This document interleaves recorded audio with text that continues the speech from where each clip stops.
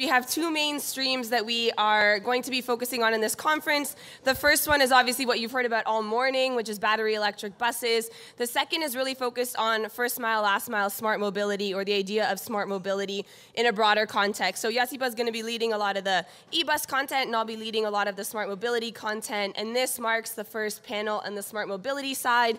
And tomorrow will be very heavily focused on smart mobility today. Tomorrow we'll be focused more on smart mobility. Today we are more focused on electric bus.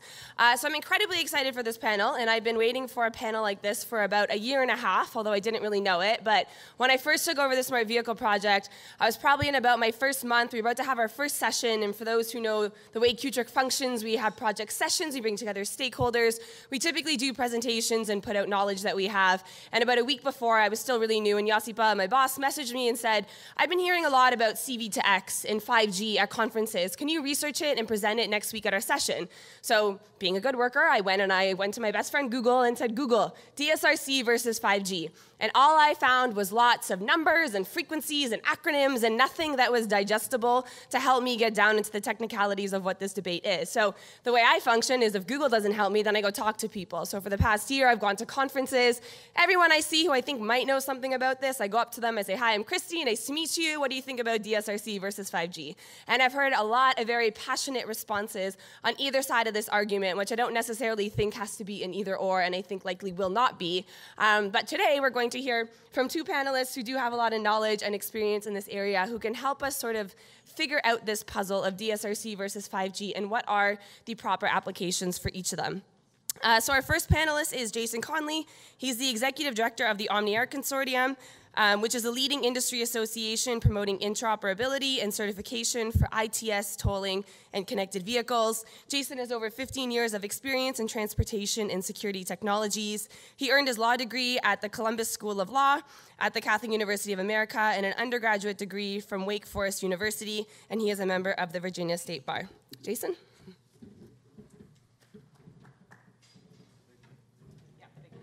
Okay, we're going to see if this works.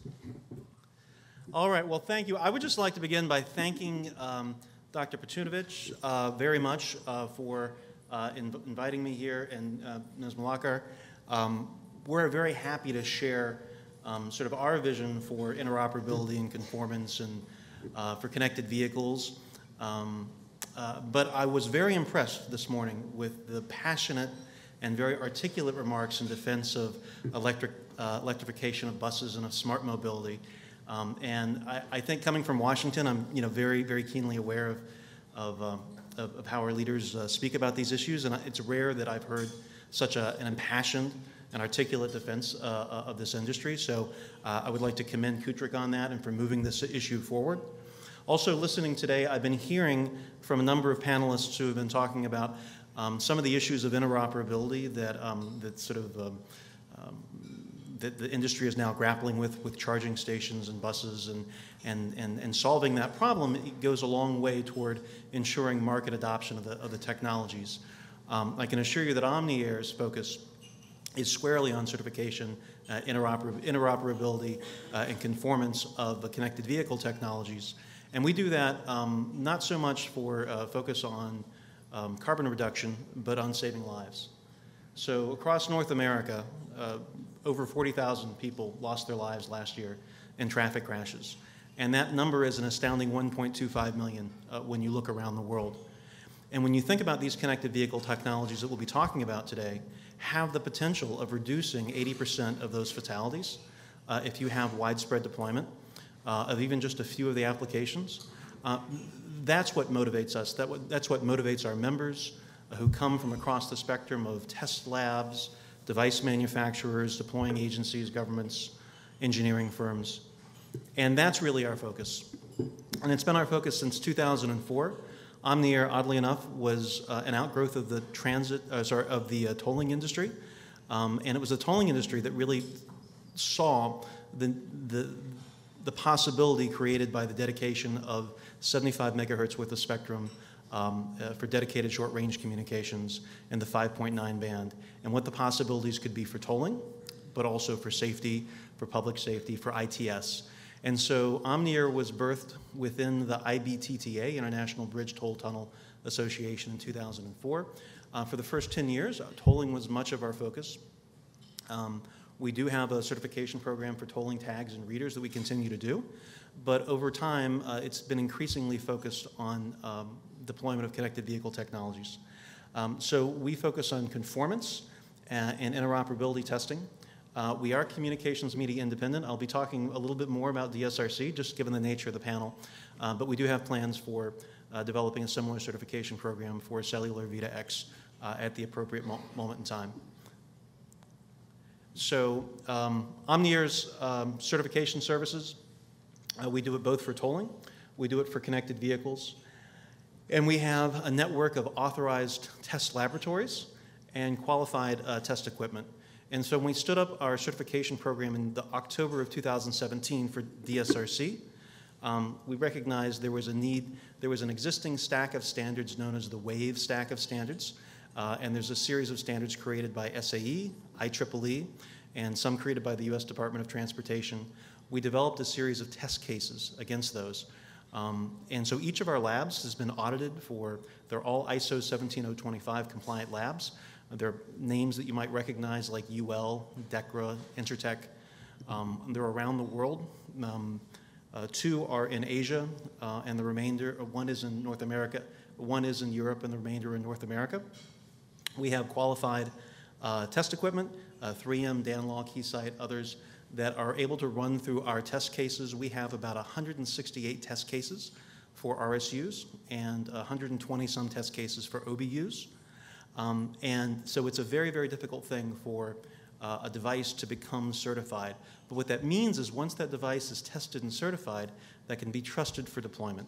It means that device meets a minimum interoperability requirements and it conforms with industry standards. And if you think about the purpose of certification and that independent testing that happens, it should increase market choice and decrease the prices, and that should spread deployment of the technology. And that was the theory behind certification, so I don't know if QTRIC is thinking about that for electric charging, but I would certainly commend to you to highly consider a certification program once the standards are completed. So we have a test plan that there's a sample here that shows you some of the rigor that we go through for this program for OBUs. We do a similar, more extensive testing for RSUs. And so at the end of the day, you have a device that can be trusted. And we're here to prevent procurement mistakes. I've worked in government myself. How many people here in the audience are actually in government? Okay, so and how many have experienced what you might consider a procurement mistake that, maybe don't raise your hands. But so I had sold real-time passenger information systems, AVL systems, into smaller transit agencies before. And I think what I found is some of the agencies may not fully understand some of the complexities of the systems that they're looking to implement. And that implementation has taken longer, cost more money than they had thought. And some might consider some of those deployments to be procurement mistakes. And a certification program helps to address that. So we take care of the testing, and we have a third-party certification that will address that. So, so it should give confidence, if properly done, confidence to the deploying agencies, confidence to the OEMs to deploy these technologies. And so what technologies do we now certify? We have 2 certification programs, one for RFID toll tags and readers, and we have another for dedicated short-range communications. And that's what I wanted to talk a little bit about today. How many people are familiar with DSRC or connected vehicle technologies? So DSRC is a form of modified Wi-Fi. It's a short-range wireless communications. It operates in North America within the 5.9 band, a slightly different band in Europe, 5.9 band also in Korea, slightly different in Japan. And it's being used around the world for vehicle-to-vehicle communications and vehicle-to-infrastructure communications. And the idea is that there is a wireless broadcast going vehicle-to-vehicle, pulsed every 3 seconds to a 100-meter range. And that is a type of sensor that's non-line of sight. And so it sees through walls. and it helps communicate heading, direction, speed, all of this information about vehicles. And so that allows developers to develop safety applications on top of the that ride on top of these devices. And so there is a long history of DSRC. The spectrum was first allocated in 1999 by the Federal Communications Commission in the United States, and similar timelines in Europe, Japan, Korea, Australia, around the world. There have been standards programs that have been in place. Standards have been developed for years. Pilot projects. There are 3 connected vehicle pilot projects that are reaching their concluding stages in the United States right now. All of the devices there in those pilot projects are, in fact, OmniAir certified. And there are active deployments around the country, and I think I have a slide that will talk about those active deployments.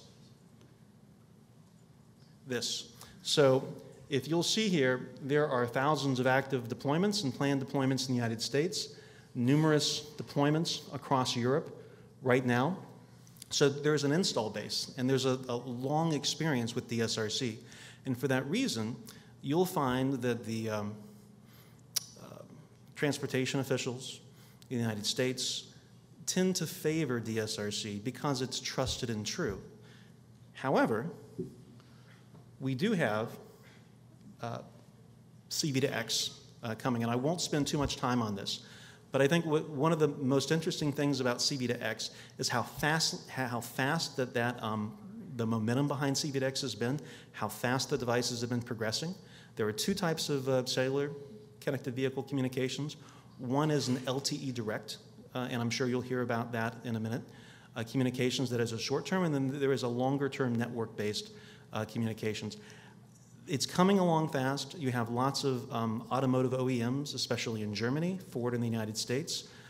You have a number of chipset providers who are rallying around this, Samsung, as well as Qualcomm, as well as others in China. And you have the Chinese government making a massive investment in this technology. And that's helping to drive some of the market. Unfortunately, what that creates is that creates a challenge. That creates a challenge from a policy perspective of which one do you deploy. Do you wait to deploy this technology because there's something better coming, or do you begin saving lives now? Do you do that now? This is just a brief number of safety applications that have been developed through some of the pilot projects. Some of the more important ones are vehicle to pedestrian. I think that holds some of the great promise, especially in the transit world. Our chair of our board of directors is managing a pilot project in Tampa, Hillsborough, which has instrumented 10 buses with OBUs and has also instrumented RSUs along a corridor. And they've also instrumented 10 streetcars, old-fashioned streetcars that run on the rails in Tampa. And they're doing several applications. One is transit signal prioritization, which allows a communication between the vehicle and the infrastructure to know whether that vehicle is running behind, and then that gets priority. There's also emergency vehicle preemptions, and then there are also applications that address safety issues with pedestrians and crosswalks. So there are innumerable applications that can be written to this and to help save lives, but you need to have a critical mass of that deployment to be effective. And I think that's one of the policy challenges when we talk about C-V2X versus DSRC. So I think the first challenge is this fundamental question: should the market decide? Should we have a technology-neutral policy in which the market will make the decision as to what the best technology is and adopt that? And I think that's an important principle in many areas of transportation. However, with this, you have a public good to consider, which is which one is capable of saving the most lives more quickly. And so that's why you've seen some attempts to regulate this, both in Europe through a delegated act, which is now being revisited by the European Commission. You also have had an NPRM issued by NHTSA in the United States that would have required this in every vehicle production vehicle by 2023. Both of those have been put on ice because of this question of market choice and the recognition that cellular V2X is coming. The other question is wireless spectrum availability. There has been this enormous swath of spectrum that has been available at 75 megahertz. 75 megahertz worth of spectrum in the 5.9 band for 20 years. And there has been relatively minimal deployments. Lots of research, lots of standards, lots of pilot projects. But frankly, the automotive OEMs and the state DOTs have not utilized this to the extent that it was envisioned 20 years ago that they would. So other parties, because wireless spectrum is a finite resource, are coming to grab that spectrum. There's a push for across spectrum for the need to push for 5G. So that's putting pressure on other areas. This is unlicensed spectrum, so the Wi-Fi industry is coming after this. The cable and television industry is coming after this because they want to see more spectrum available for unlicensed devices for entertainment purposes. So that's a challenge. Cybersecurity is a big challenge that we have to consider. There's over 100,000 lines of code in every new car, and the attack surface increases with every line of code that we've added. And so how do we address that? As well as the recognition that autonomous vehicles are kind of exciting and sexy, and so that's where the research money seems to be flowing now. I would just mention one thing that we talked about. We had Christina come and speak at our big event in Quebec last spring. Oh, goodness, you okay? And it's called a Plug Fest. And this is something that the electric bus industry, I don't know if you're doing this, but I would certainly commend this for your consideration. We partnered with a group called Propulsion Quebec, as well as with Transport Canada, and we had 250 people at the PMG track in Blainville, just north of Montreal, where we did field testing, bench conformance testing, group interoperability testing, security certificate testing over the course of a week. We're doing something very similar in Spain, coming up very shortly. And we learn in that process, device manufacturers may think those devices work. The systems integrators that are deploying those on behalf of agencies may think those work. But when they get there and they test this against different test tools and test labs from around the world, they learn otherwise. And we think this helps to improve the performance of the industry across the board. And so at the end of the day, through the series of these events, this event, the one that we're doing in Spain in a few weeks, is that you should have more market confidence to adopt these life-saving technologies. So Omniair, I would say, is communications media independent. We're actually developing a certification program for cellular V2X. We expect to launch that in Q1 of next year. But I think, as we think about this debate, there's some really important policy considerations. And I think one of the more important ones with the SRC that we just have to face is that it has a longer track record, it's more ready, and it's probably, cellular V2X is probably a few years behind where DSRC is. And so that's just a policy consideration that everyone needs to make as they make their deployment choices. Thank you so much. Excellent. Thank you so much, Jason. I just want to reiterate 3 points that I really agree on. The first one is that our organizations are certainly kindred spirits in the standardization and interoperability focus. That's all Omniair does, and that's really what we do as well. I also think you really hit the nail on the head talking about how cities are in a dilemma. Do you now purchase DSRC, which is a long-standing technology that's been proven, modules are available, or do you wait for this new shiny, flashy C-V2X 5G technology coming down the pipeline, even if you're uncertain when that's going to be available and when you're going to get the speeds that you've been promised? And then the third point, which kind of speaks to that, is that the spectrum, as you mentioned, has been allocated for 20 years on this, and there hasn't been loads of movement in the DSRC space the way that they thought they would. So now you have all kinds of different groups, the 5GAA putting in petitions to open up that spectrum for C-V2X allocations. You have other groups in the Wi-Fi sphere that are interested in using that spectrum as well for non-auto related purposes. So it's certainly a lot going on in this area, and that was really excellent, Jason. Thank you. And so now I'll call up Boyan. Boyan's the principal product line architect for data communication systems at Thales. He spent the past 30 years working in the intersection of wireless communication technology and major industrial verticals in gas industry, public safety, and the military, and has held executive positions in the wireless OEM space. Boyan holds a master's degree in computer and microwave science from the High Military Technical School of Zagreb in Croatia. Boyan?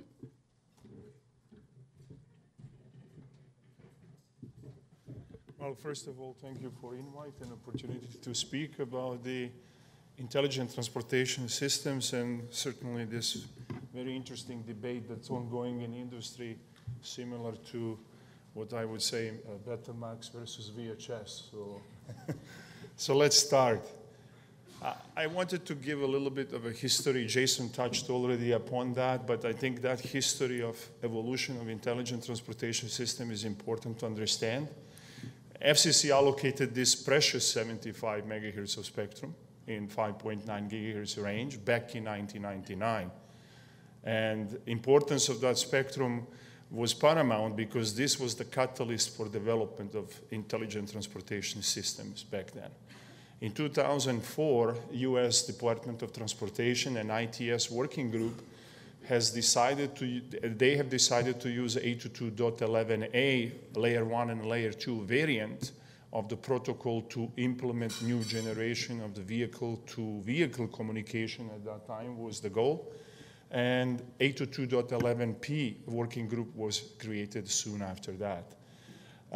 This was beginning of what is known today as DCRC, Dedicated Short-Range Communication System, which is an open source protocol for wireless communications between vehicles. ITS standards are also frequently called WAVE, DCRC, 802.11p. People in general use interchangeably these terms when they're thinking about this thing. US DOT and ETSI and ITS, they have invested significant effort over the last 20 years in the process of the standardization, testing, and the security implementation and solution for vehicle-to-everything based on the DCRC technology. And for a long time, DCRC was a synonym for vehicle-to-everything. This is what vehicle-to-everything is not. When we are talking vehicle-to-everything, in terms of applications that we are thinking to support over the time, we're talking about V2I safety applications, V2V, vehicle-to-infrastructure, vehicle-to-vehicle, agency data, environmental type of the application, road weather, mobility, smart roadside.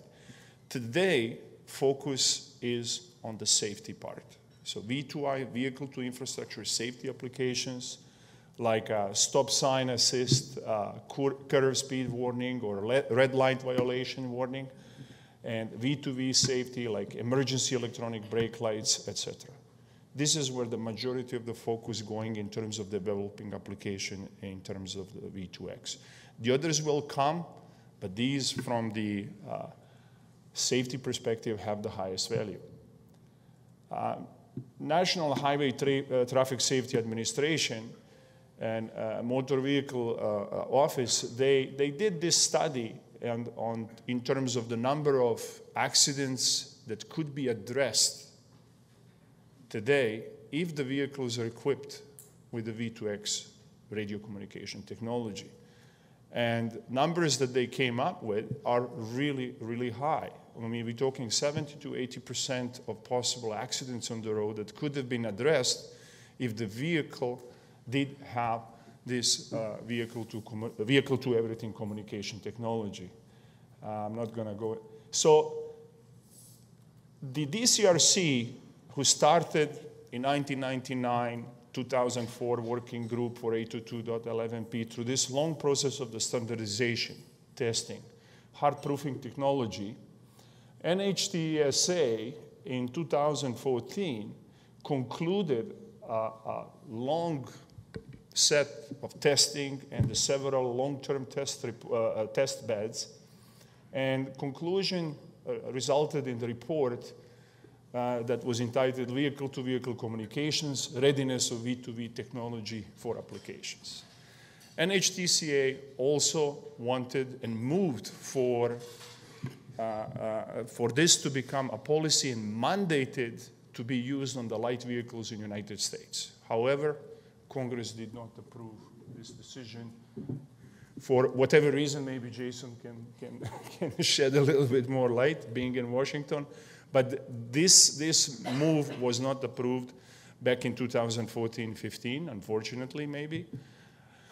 And in European Commission Directive ITS 2010-40-EU outline use of 302.663, which is pretty much equivalent to what we have in the United States and Canada, DCRC 822.11p. In Europe, this G5 stands not for 5G in terms of cellular technology, stands for 5 gigahertz because it's a frequency band. ETSI standard and US standard in terms of the DCRC are very much equivalent. There are some differences on the application layers, but similarity is significant. And everything looked okay, and then LTE, who is probably one of the most successful wireless communication standards in the history, with this constant evolution and improvements and technologies and number of applications that it can address, specifically LTE Pro C, proximity services, which was defined in Release 12 of the LTE standard 3GPP as a form of device-to-device communication. A lot of people started looking into that type of the technology and thinking, rightfully, that this kind of the technology can be applied as well for vehicle-to-vehicle communications. And 3GPP used Pro C as a starting point in terms of the technology definition for cellular version of vehicle-to-everything.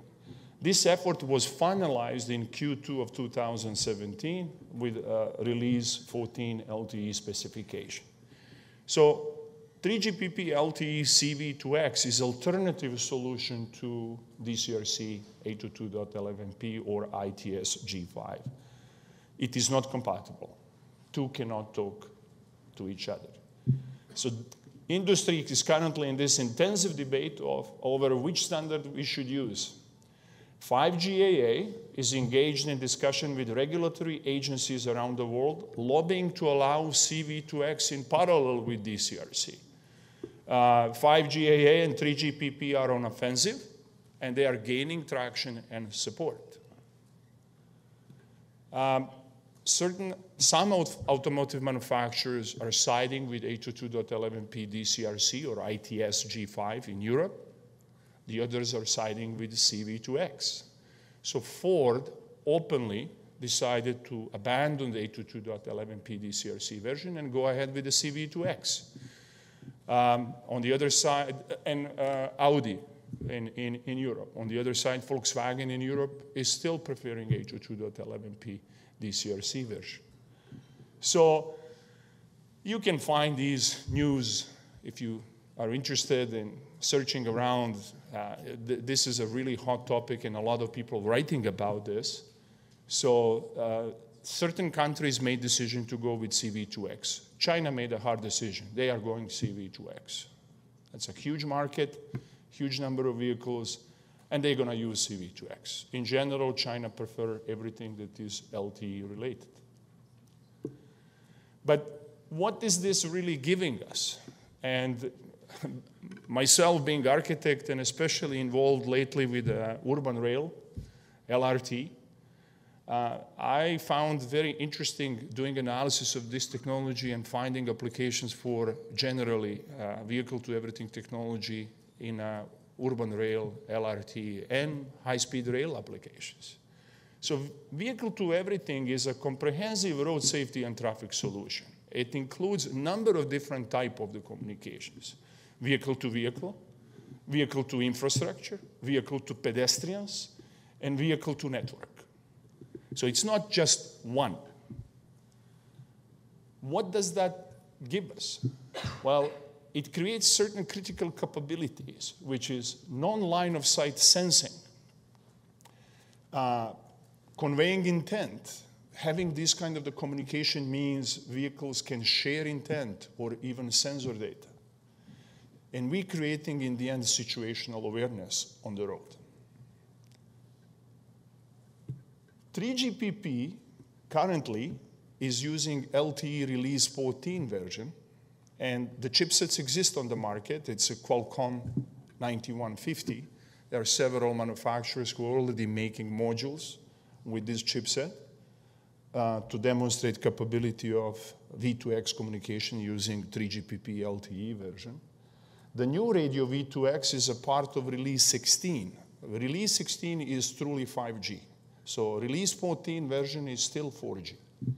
Release 16 introducing additional improvements in performance of the CV2X. New radio V2X will complement and coexist with the existing Release 14. So there will be back compatibility and interoperability between the two. And new radio V2X, 5G compliant, started in June of 2018, and it's planned to be finished in terms of the specification by the end of this year. Basic safety use cases in terms of the cellular V2X are identical to the DCRC. So both technologies are serving same, essentially, use cases. I'm not going to go in a lot of details, but emergency electronic brake lights, traffic turn collision risk warning, signal phase and timing, vulnerable road user protection, intersection collision warning, and slow vehicle warning and stationary vehicle warning. Those are the key applications that in Release 14 CV2X is addressed, and pretty much the DCRC is doing the same. Jason touched upon this worldwide situation, which is very important to understand. As I already said, China sided with CV2X. That's it. End of the story. Europe, on the other side, it's technology neutral. But the statement about technology neutrality in Europe, it's a little bit strange. Well, you can use whatever as long as you coexist. Well, the point is that the 802.11p DCRC and CV2X cannot coexist. And it's simple like that. So the situation is different depending on which parts of the world you're talking about. And one has to be very careful about it, especially if it's a multinational company who have customers around the world like we do. I'm not going to talk too much about the frequency ranges and these details. Christina mentioned too many numbers like that. But in general, we're talking in the range of 5,850 to 5,925, with some differences in few countries here and there. In Japan, they actually even have 700, 800 megahertz chunk of spectrum for the ITS applications. So who's better? What we should do? Well, one good thing, and I wanted to show you this, software is extremely important. Software is everything.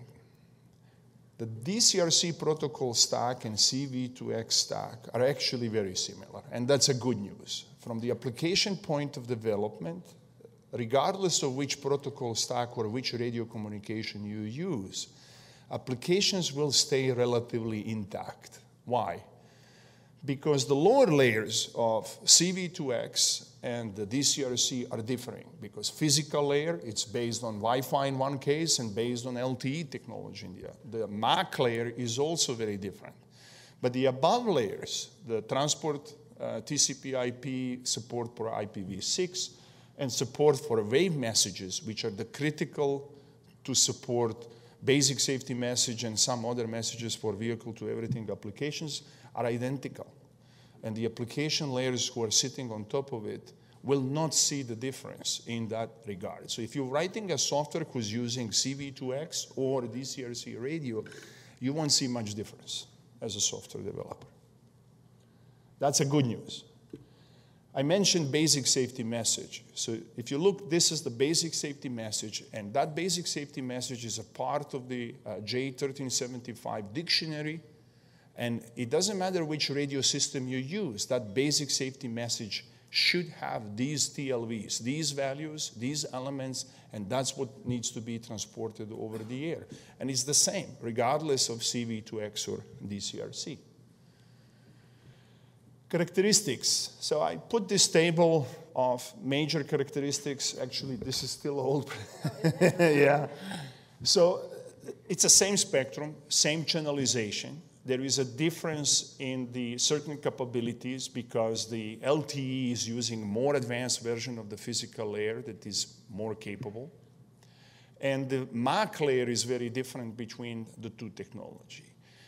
But in the end, C-V2X supports something that I think 802.11 DCRC realistically will have some issues in supporting. And that is, for example, vehicle to network, in which case the way how 3GPP positioning this approach is that the C-V2X radio can use two different modes of operation, so-called PC5, which is for direct communication, peer-to-peer, or it can even use the existing LTE infrastructure like any other LTE modem device and handset, in which case it uses so-called LTE U mode. So vehicle to network, realistically speaking, I think the C-V2X approach or 3GPP approach has a bit of advantages. Another big advantage is the vehicle to pedestrian. It's more likely that we will see, especially let's say in the railway industry, workers on the road having a ruggedized LTE handsets that allow them voice, data, text communication, and then in addition to it, this radio that allows them to get warnings from the trains passing by or any other type of the vehicle. So this kind of the vehicle to pedestrian communication, I think that C-V2X has advantage, which was mentioned by many others, not by me only, but theoretically, yes, one could design the tags that humans can wear based on 802.11p DCRC, but it's unlikely, in my opinion. Yeah. Yeah. So, yeah, not going too much into details of technology. If someone is interested, we can touch it. But this is a very important thing to understand. This is a result of testing. The 5GAA performed a number of real-life tests on a different test tracks, comparing, and I looked these reports and reviewed these reports, and I have to accept these reports that they are done very professionally and fair, trying to do apple-to-apple comparison as much as it's possible. And in direct comparison of performance of 802.11p DCRC versus C-V2X, C-V2X outperforms 802.11p in the range every time. Whoever understands wireless communications will accept that because the 802.11p is based on OFDM version of the protocol and the file layer, which is 15 years old, while C-V2X is using modern technology. And that gives the improvement in the range.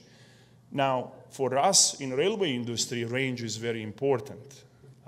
Why? Because we probably, with the V2X type of the technology in the railway industry, have an opportunity to implement train-to-train type of the communications based on this technology. And train does not stop so easily. Braking distance for the train, it's hundreds of meters. It's not like a car. Longer we can communicate between the trains at longer distance, with technology choice is critical than to make, because this gives more safety. So, I mean, and Boyan, we're going to ask you, Boyan, actually to hold the final comments on rail, just so that we give folks in the audience a chance to have some questions, because I'm sure they've got loads of questions lined up. So thank you so much, Boyan.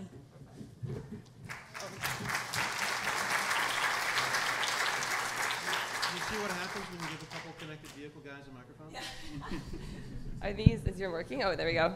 Okay, so I think I didn't need to explain any more about how quickly this can get very, very technical and how it's a tough mouthful to chew for sure, and you can get deep into it. And I know, Boyan, you simplified your presentation in a lot of ways, but it can get a lot messier than that.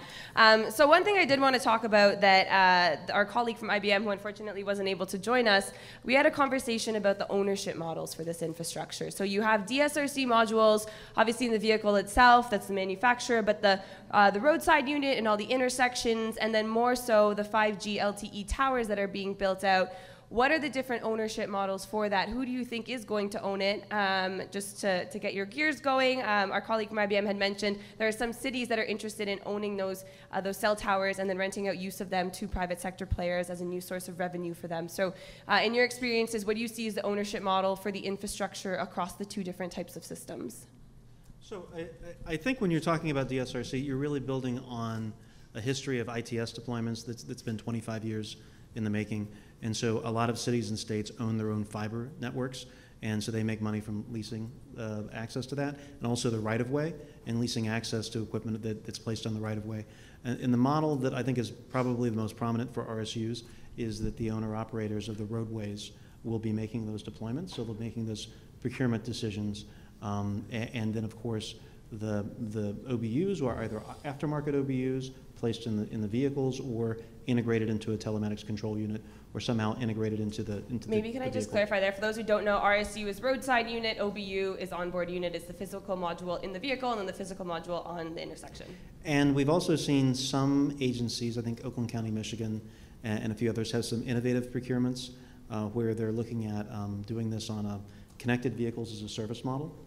Where there is a minimum capital outlay from on behalf of the agency, and so that they're looking to have that service where they're not purchasing the RSUs, but they would have one large systems integrator come in there and replenish that, and so that also frees them from investment in one particular technology because really it's on the service providers to upgrade that. But as to the LTE side, I'll defer. The ownership model, I think it will depend on the vertical. As I said, we in Thales have a very interesting view about V2X and application of that to railway industry. So if we're talking railway industry, I think our customers, our traditional customer, will be the owners of the roadside unit because eventually we will be designing and expanding our systems in the railway industry to allow train to object controller, what we call direct communication, which would be equivalent to the vehicle to roadside unit. We will do train to train, and in the end, this will be owned by our customers. If you're talking automotive, this question of ownership is the reason, in my opinion, why the CV2X, why we are even talking about it.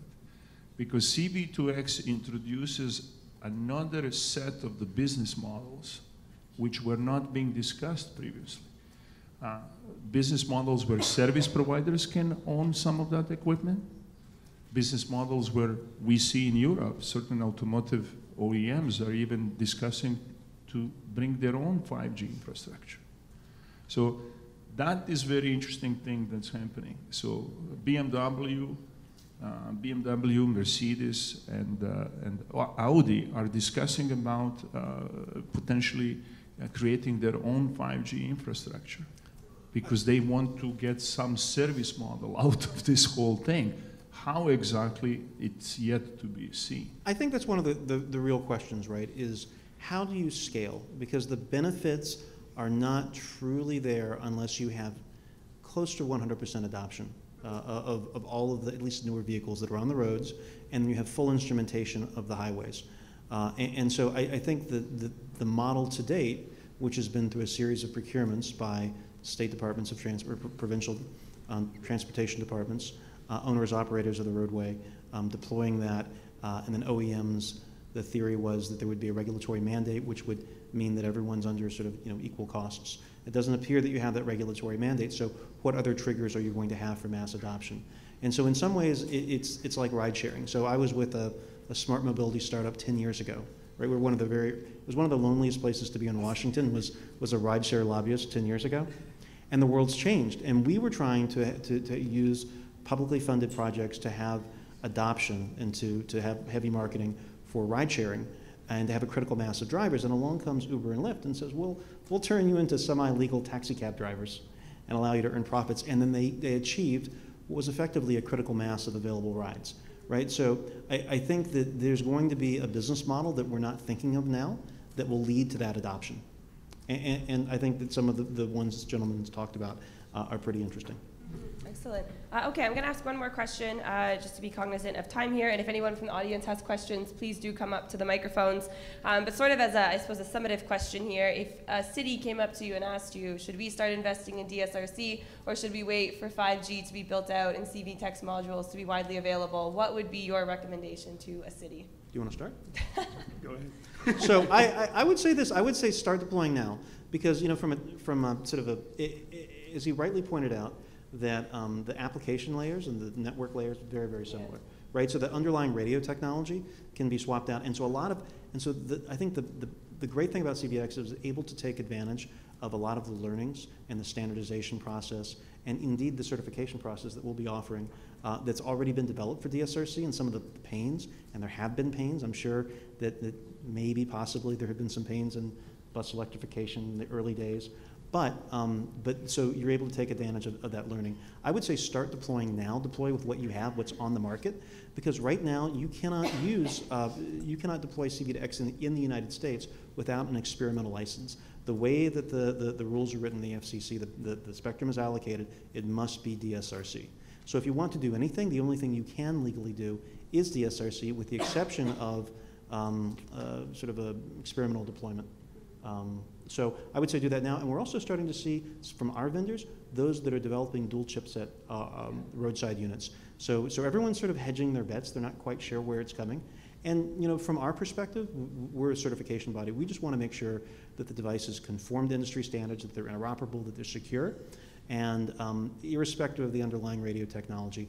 And I think that I would caution this. I would caution that with DSRC, there is a longer history of kind of independent third-party validated testing, and that's coming for CV2X. I just don't know that that's there yet. That's one of the reasons why we're bringing a bunch of CV2X devices to our event in Spain here in a couple weeks. Well, I think Jason pointed that several times already. The DSRC has that maturity level because it exists for so many years, and people know it. And because it is based on Wi-Fi, in the end, it has so much similarity to Wi-Fi. It's a modified version of the Wi-Fi. It's not Wi-Fi. But a lot of people understand it, and they feel familiar with it, and they understand how things works. With CV2X, not that many people are familiar, and there is a bit of a learning curve, and there is CV2X works, but there is still real-life usage and mileage that needs to be created with it, but all the testing that has been done point that it does work. To me, the question is the question of the regulatory. The regulatory agencies around the world have to make the firm decision what is going to happen. 5GAA going around and suggesting that they even split the frequency band and they dedicate 2 channels for 802.11p DCRC and 2 channels of 10 megahertz for CV2X version. In my opinion, it's not such a bad idea. It will allow both technology to be deployed. On the other side, it bifurcates the market. And what do we really want from this thing? In my opinion, and this is a personal opinion, I like V2X technology because it improves safety. It saves lives. And if we want to save more lives, we should have one technology. But as usually, we get into these kind of the situations where you know, people siding with one or the another one. In the railway industry, I say I prefer CV2X because it gives me extra range, and that is safety in a railway. In automotive, is it 600 meter or kilometer? I don't think it does make that much of a difference. It's amazing the passion that goes into these debates. We have within our membership chipset providers, device manufacturers, automotive OEMs on different sides of the issue, and we try to play this sort of neutral role. But it's people are passionate, right? Because it is about saving lives, and there has been a substantial investment on both sides. I would say the one thing where both camps are coming together, at least in the States, is to protect the spectrum.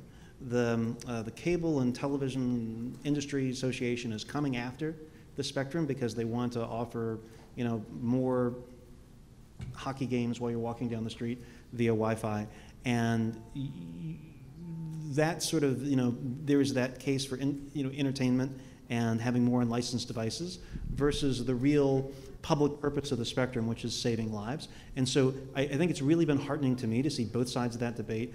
Toyota on one side, Qualcomm on the other side, out there pushing to protect that spectrum.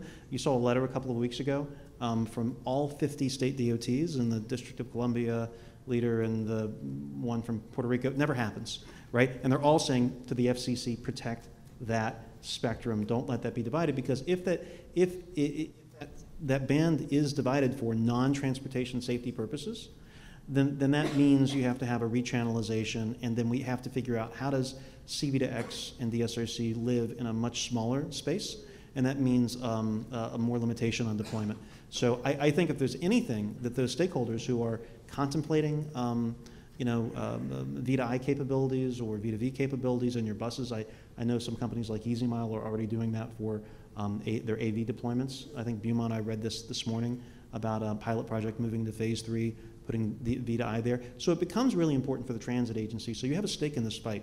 So if there's one message I would leave you with is be active, be vocal. If you want this safety technology out there, let your policymakers know how important it is.